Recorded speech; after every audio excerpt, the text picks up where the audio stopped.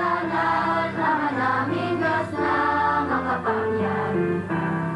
Sa pag-ibig at ng katapatan, lubos kang magsagana sa kahamagan.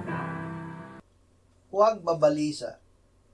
Sinabi ng Panginoong Hesus, huwag kayong mabalisa na magsasabing ano ang aming kakainin o ano ang aming iinumin o ano ang aming isusuot. Sapagkat hinahanap ng mga hintil ang lahat ng mga bagay na ito, at batid ng inyong Ama sa langit na kailangan ninyo ang lahat ng mga bagay na ito. Ngunit hanapin muna ninyo ang kanyang kaharian at ang kanyang katuwiran, at ang lahat ng mga bagay na ito ay pawang idaragdag sa inyo. Dakila ka